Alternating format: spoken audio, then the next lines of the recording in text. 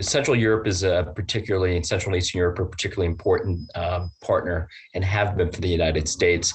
When we talk about the region, of course, there are NATO allies and partners that are critical to U.S. security, and the U.S. is as well to those partners in Europe, but also specifically in this region.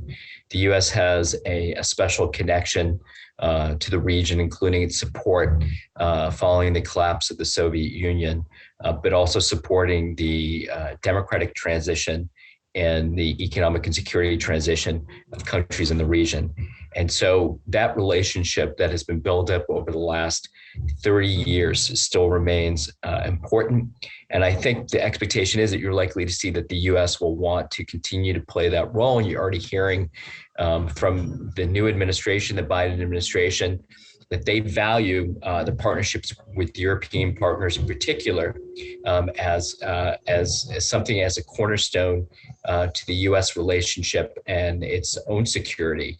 And so I think what you're likely to see is increased support, not only in terms of just the security side, but economic. You have the 3 C's initiative where the U.S. has played an important role.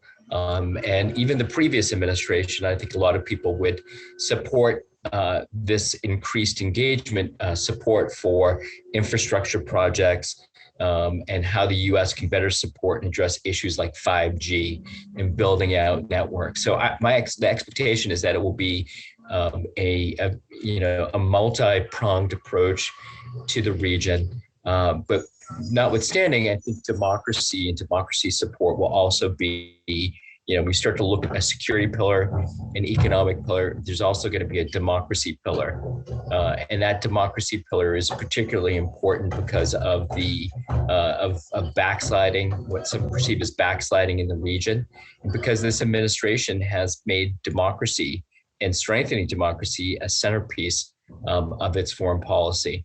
And so we're likely to see over the next several months an effort to try to figure out how best to support, whether we're talking about Hungarians or Poles or others, how to best support democracy while continuing to find avenues to work with leaders in these countries. So there's going to be a bit of a balancing act, but I do think that there is a general feeling in Washington that without this democratic values embedded in this relationship, that the reliability of allies and partners to withstand, to address challenges like China and Russia over the long term will be weakened.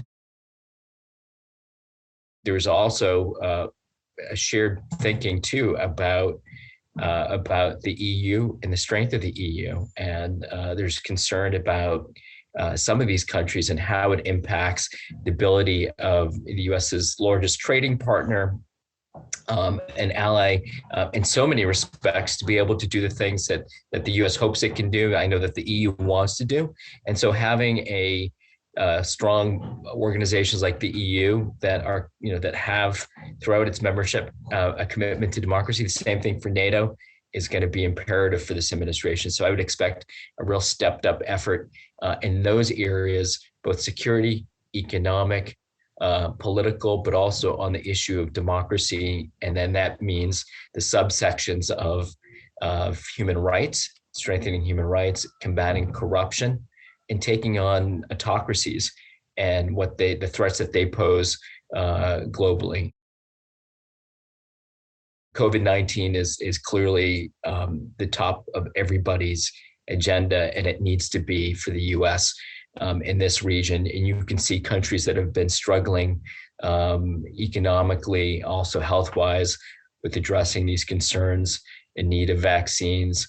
I think the fallout from this will be longstanding in terms of government-to-government relations, and particularly in Central Europe, you see governments having to make some decisions that some people find disconcerting, like Sputnik vaccines, but also recognizing that many of the governments face extraordinary challenges, and they're making difficult decisions. So on one hand, concerns about vaccines that haven't gone through the proper process to give them the proper stamp of approval, and then the inability to get enough vaccines at the same time. So I think it's just a reminder that the work that needs to come out of this with partners is to address the immediate challenges, which are both the health and the economic challenges, but over the longer term is to make sure both the EU and the United States and partners